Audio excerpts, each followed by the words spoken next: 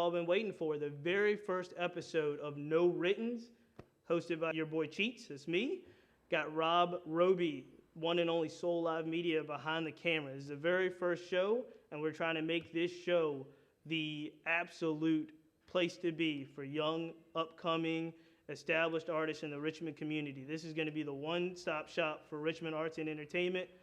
No Writtens, and sitting right beside me is our very, very first guest in the history of No Writtens, the one and only Anhayla. Honored to have you on the show. It's a pleasure. Let's jump right into it. No Writtens, we're going to jump right into it. Tell me about why you were here last night. You had a classic performance last night. Tell us a little bit about what happened last night and why you're here in Richmond. Yes, I had my third annual Girls Night Out, and it's just basically something for the community. Girls ages 5 to 18, they come out. It's just to help awareness of self-esteem and to make them feel good about themselves and have positive role models in the community. But we had so much fun this year. We had Macbeth out there performing. We had Don Archer, and all these people are from the Richmond area. And it was fun. I'm tired, but it was fun. Signed autographs, took pictures, we danced, listened to music. DJ Expo was out there. That's what's up. Mm-hmm. And Girls Night Out, you just told me a little while ago that Girls Night Out honestly was a concept that came from your record Ugly, which is a single that's on your If I Was mixtape. Tell us a little bit about how you transitioned a song into a whole kind of movement with young women. Yeah, Ugly was a song I wrote in college, and I wrote it for myself at the time because when you're on YouTube and people are writing comments, it can affect you. But when I started to look at it, I just wish I had something when I was younger. And ugly means you gotta love yourself.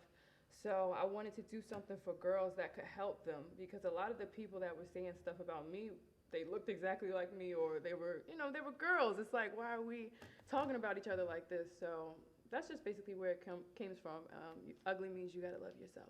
And there's something in your spirit that throughout the course of your career and probably before that was really about empowering women and uplifting women. Where did that come from? Where did that ingrained spirit to just uplift women come from? It was always there. I just want women to feel beautiful. That's the most thing. Like, I think we deal with so many self-esteem issues, and we never think that we're good enough because of the media and all the images that are out there. So when anybody really, when they listen to my music, I want them to feel powerful and uplifted, like they can change the world. And you mentioned just now, YouTube as a place where you'd a really big part of your life and career is kind of that start getting it on YouTube, and then taking that. I think most people know about the access of social media, making songs, showing their talent. Not a lot of them transition from YouTube to where you are right now. Tell us a little bit about how you made that transition, how it started at YouTube, but now, with the mixtape, now you're doing shows all over the country. It's just a big, big transition from just starting on YouTube. Tell me how that kind of came about. I think it was a subtle transition. For me, I really don't think I've changed a lot, to be honest.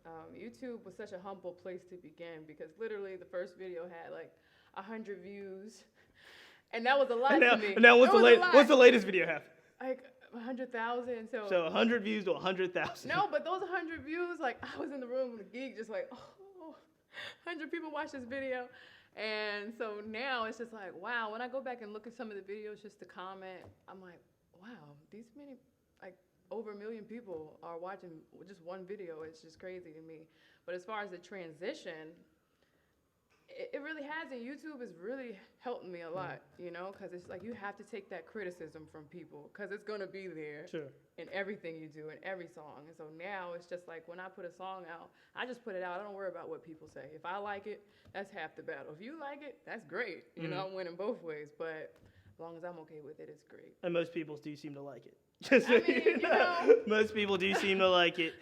One of the things I hear, and obviously we're here at the wonderful Gallery 5, I got to say that. One of the things I hear being at Gallery 5 and in Jackson Ward and just being in Richmond quite a bit is that it is very difficult for Richmond artists, Richmond independent artists, to make a transition to a national model. You have done that. You are now a kind of, it's not just a local commodity. It's a national thing where you're performing all over the country and probably beyond. How has that adjustment been for you kind of individually, just transitioning from kind of being in Richmond and now splitting time in New York and doing shows all over the world? Well, see, that's why I say it wasn't really a transition, because when you start on YouTube, it's like everybody's listening to your music. So if I would go to one state, somebody would recognize me, or somebody would be like, "Oh, I love your music," and so the transition, I guess more so the transition was people from home knowing my music. Right. 'Cause at first it was like everyone knew me like other places, but not really Richmond. Right. So now that's the transition. It's weird to me, but I take the pictures, and people always think I'm like super Hollywood, and I don't know where they got that from, but. I hear that a lot, though. Do you think that, and I hear that a lot. It's one of the things I've said when I'm talking to a lot of artists that are homegrown, that, there's always this battle about, do I need to be bigger in Richmond, or do I need to go outside of Richmond for people in Richmond to recognize? What have you found? Is it easier to be recognized now in Richmond because your music is national, or a little bit of both? That's a good question. I'm not going to get into it too much, but, Right. for the most part, it goes both ways. You have some people who've been supporting you from the beginning, and then you have some people who Sure. appear. No, I understand. Magic, but, I understand. Voila. No, why not? Yeah, but for the most part, I really haven't had a problem. Like, I love Richmond, and everybody's really supportive, and I don't have that issue. A lot of artists talk about Richmond. It's so hard to make it, but I guess I just had God on my side, so.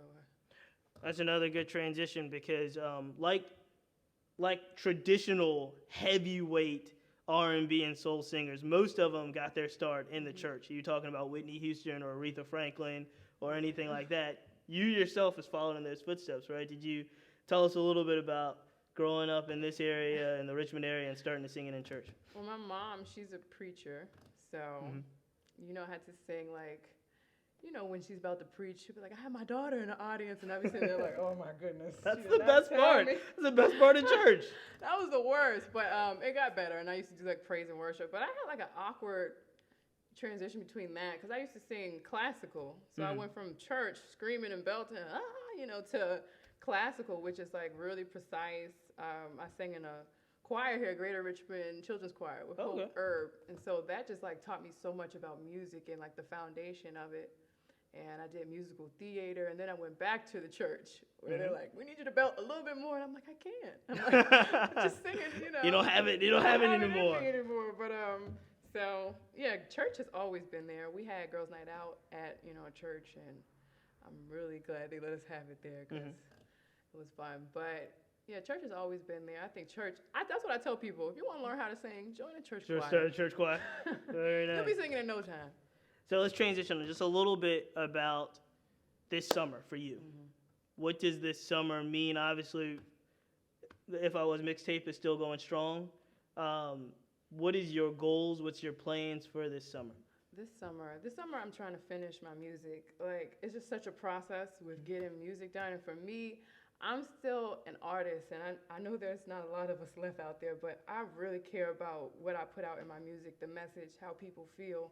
So it takes me a little bit more time, and we are doing live instruments. It's not just like somebody sends me a beat, but I'm involved with all of the music. A lot of it, I wrote the music, but working with people like Chris Pinsett and, John Van Ness, Lamar Moore. But it just takes a lot of work. So I'm trying to finish this music, and I'm working on the shows, trying to get my show right, because I love having a great theatrical show. Okay. And just trying to stay positive. That's my number one goal for the Trying to summer. stay positive is number one for the summer. Yes. Staying away from negativity and trying to stay positive. And the show part of it, you said you like to have a theatrical show that goes on the road. You performed on the road quite a bit within the last year. What is there plans for people, your fans, to see you out on the road sometime in the rest of 2014? Yeah, when I finish the music, I'm scheduling a tour right now, but I'm just trying to pick the right cities and the right times, and putting together an actual tour so my fans, on the East Coast at least, can see me. So those dates will be announced soon once they're solidified. So you heard it here. Anhayla, the tour's coming.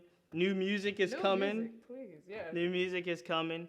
And we'll be right back. We got a couple bonus round lightning speed questions we're going to ask Anhayla. And we're going to get into that right after this.